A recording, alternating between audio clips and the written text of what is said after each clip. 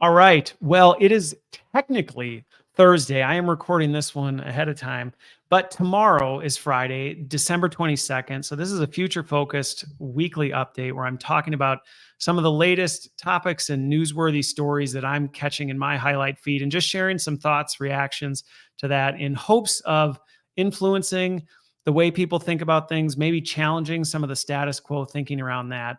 And I'm getting ready because tomorrow is my last day, and then I'm taking a couple weeks off, some very much needed rest, but I will likely be creating some additional content while I'm out. So I won't completely go dark.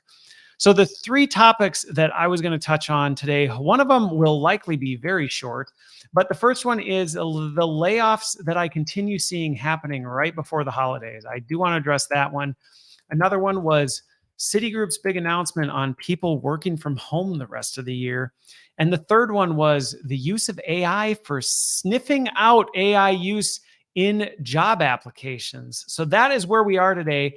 The first one, the layoffs right before the holidays. Can I just say, I hate how much I am seeing this left and right, whether it's news articles like Etsy laying off 11% of its workforce, the cuts at Ernst and Young, some of the other big ones that I've seen coming into the holiday stretch, or even just the posts I see from folks who recently have been informed of a spouse or a friend or even themselves losing their job. And I never like to hear about people being impacted in something as important as their job and the livelihood that is often tied to that. But I especially hate seeing it as we come into what should be an exciting, jolly, holly, happy season. That can just be a complete holiday killer for folks. And so, if you are one of those folks out there, if you're one of the people that have been impacted, or you know someone who has, well, no, if you are the one impacted, I am sorry that you're going through that right now. I think it sucks. I've been through it myself. It is not fun. It is not a positive experience, even though in some ways it may be a positive experience getting you out of there. But it's just not fun all around. And so I'm sorry. And even though this may be a big ask or a big offer, if there's anything I can do to help, I don't know what. If it's an introduction, if it's, need somebody to talk to, make a connection, I am here for you. So let me just put that out there. But the real reason that I wanted to talk about this wasn't just to express my dismay about it, but to continue trying to help people think differently about the way they think about layoffs. And so I'm going to hit this on a twofold way. One is just layoffs in general. I get from a short term standpoint, it seems like a fast, easy, effective way to reduce costs in an organization. You can reduce the compensation, you can reduce the benefit cost, you can reduce overall infrastructure to your. It sounds really, really tempting, and it can sound like an easy fix. And let me say, well, I'm going to hold on this. I get it can sound like a good short term fix.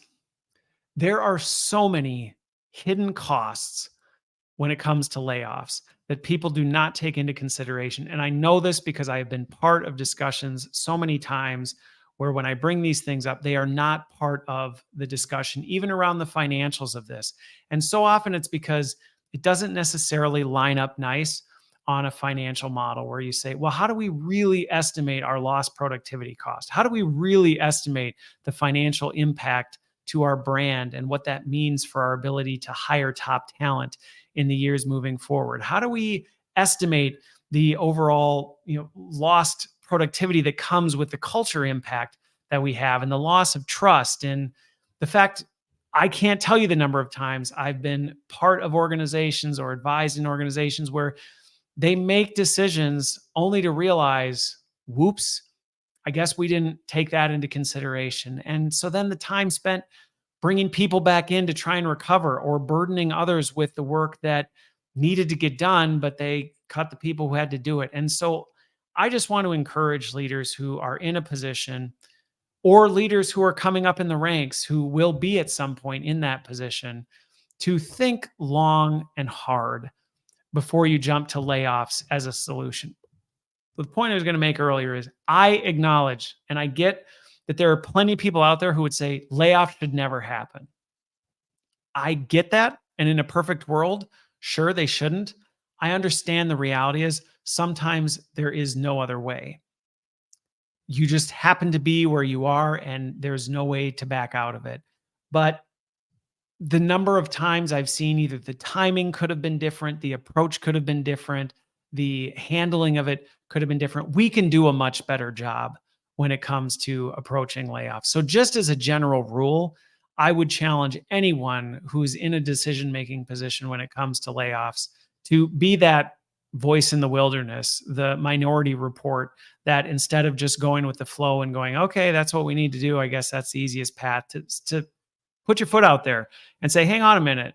Can we think differently? Are there some creative ways we could remodel this, or look at the long-term implications and actually do a full cost to the organization for going through this, to really see, are we actually saving the money that we think we're going to be saving by doing this? Or are there some other alternative paths that we could take? Because usually I have found there are different approaches. So that's just my ask there. I think the other one is on the timing piece. I did a survey earlier this week just to, again, pulse folks and not just be thinking based on what I think, but actually hearing what others are feeling and thinking. And the question was, hey, if you had no choice, if a layoff was coming, would you rather have it be before the holidays or after the holidays? And almost 8 out of 10 people said they would prefer it to be after the holidays. And I get, going back to the nuance, I get there are times where there's no way around it. You have to make this kind of accommodation, or there's a deadline, or there's something that you have to do. You've explored all options.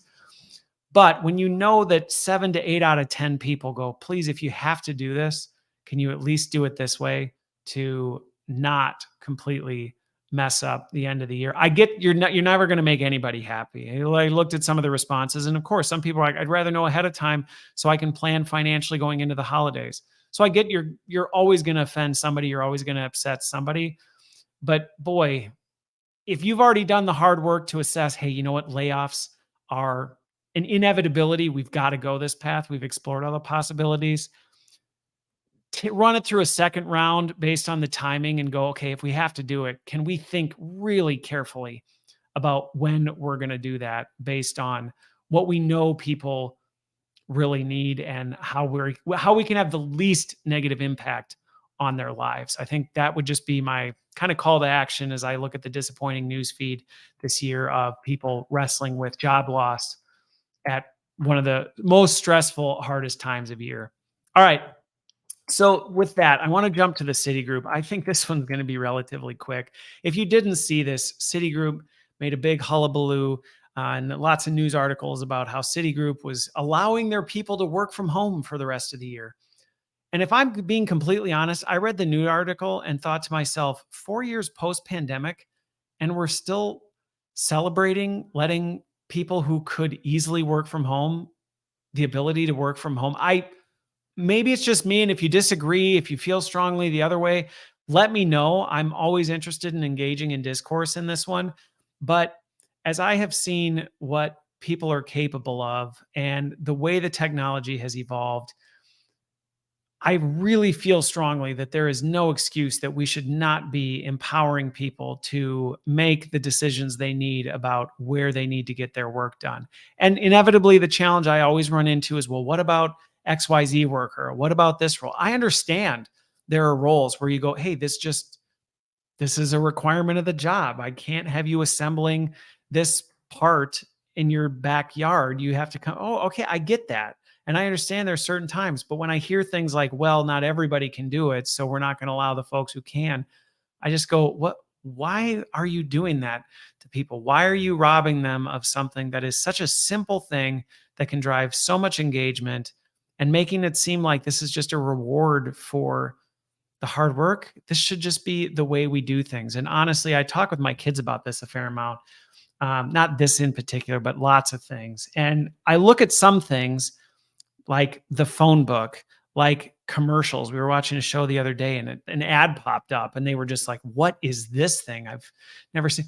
I hope that by the time they get to the workforce, the idea that every job or any job actually required somebody to be in a specific locale at any point in time just feels like a really foreign concept to them. And again, I have no doubt There will be things that still require that, and there still are today. But as I see some of the advancements with the Tesla bots, the robotics, the advancements in technologies, I continue seeing this a fight that anybody who's still holding to the we need to control where people are getting their work done as a hill you do not want to die on. So I guess in some ways, good for you, Citigroup, for letting your office workers work from home through the end of the year. I will not be applauding your decision other than saying, well, it's about time. And to any other leaders out there, I would encourage you, unless you have really strong, compelling reasons that span beyond collaboration or other air quote words that can't really clearly be defined, question whether you really need to step in and control people's working environment. And even in the frontline work and work that's often requires more proximity, there's a lot more ways you can exercise flexibility than a lot of organizations or a lot of leaders are willing to acknowledge. Now, I will tell you, I have faced many arguments on this on both sides. In fact, I've got a guest coming next year who is a CEO who has struggled with figuring out how to make this navigate and how to do more around flexibility, and has historically kind of stood in opposition to it. But as he listened to more of my content and we've been engaging in different dialogues, he's starting to explore how that works. And so definitely tune in later this year. I'll continue to be talking about this, even though for me, I still struggle to understand why it's a thing. But anyway, let's move on to the last and final one that I wrote a post about. If you don't follow me on LinkedIn, definitely check it out. But I wrote a post about this because I saw this and just went, are you kidding me? So this one is companies are moving towards implementing AI to help detect people who are using AI as part of the job application process so it can eliminate them from the candidate pool. So warning to anybody out there who here we're talking about job loss at the end of the year. Anybody out there who's considering using AI to help you accelerate your job uh, application process, be warned, because this is a rising trend right now where companies are saying, hey, candidates are using this generative AI thing to help automate these ridiculous bureaucratic processes we have, and we're getting overloaded with applications. And one of the articles I read, somebody even said, like, we don't even know if these are real people applying to the jobs. Now, let me be the first to say, I know AI in recruitment is a huge topic. I am not going to get into all the nuance and all the opportunities and pros and cons of AI in recruiting as a whole. I really want to focus just on this one because it hit me this week and really struck a chord, which was companies are being overloaded with applications. They're questioning whether or not these are real people on the other end. So naturally, why wouldn't we use AI to sniff this stuff out and eliminate it from the ranks? So again, like I said, job seekers, be warned, because this may affect your ability to get interviewed and hired if you're messing with this. But to the companies who are considering this, let me just say, this is quite possibly one of the best examples, not the best, but it is definitely a really good example of exactly what not to do with artificial intelligence. Let me just say, why would you want to eliminate people from your candidate pool that are already demonstrating one of the most critical job skills for 2024 and beyond, which is AI problem solving? People who are able to figure out, hey, here's this barricade. How could I use AI to work around it? Those are exactly the type of people that you should be targeting and going, hey, we should find those people and we should work with them to go, hey, we got all these other things. Are there ways we could use generative AI to help us with that? Those are great. You're actually writing off those folks by doing this. So first of all, just with that, even just challenge your own thinking of, hey, they're cheating. We should punish them. Wait a minute, they're not cheating. Chances are, if they're using AI to get through your job process, your application process sucks. And that's why they're trying to work around it, because it's bureaucratic. It's asking them to duplicate all the things that they had to do. They're rewriting their resume in your ATS system. It's all this other stuff that, why would you not encourage people to use AI for that? But again, the skill piece. So just challenge your even assumption. If you're someone coming into 2024 going, I'm really concerned about this and thinking about potentially using artificial intelligence to help us eliminate this from our candidate pool, please think twice about this. But then on top of it, Like I said, I'm not going to get into all the AI bias stuff, but it's not going to accurately assess who is using artificial intelligence and who is not. It's just not only is it not going to be super accurate in detecting it, but furthermore, you got to think about the fact that generative AI is literally designed to mimic human behavior. So you're asking AI to detect something that is literally designed to mirror human behavior, thereby, one, the AI is going to get better at mirroring it, and the detection stuff is going to get better. You're going to ultimately end up eliminating people who are trying to do what you think is the best choice, which is, hey, do this the manual way. We just want real people filling out forms and worksheets. They're going to be the ones that the AI eventually goes, yeah, I don't think that's actually AI. And that's what you're going to end up with. So, not a good approach at all as you think about this.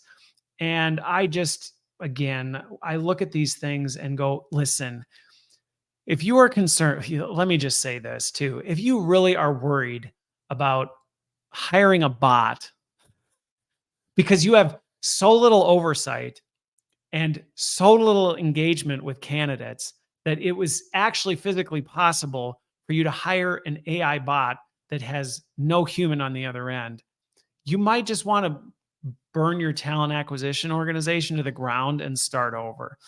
Because realistically, there are better ways. So rather than just rant on this, because like I said, I'm a little spicy this week, and this one just triggered me more than usual.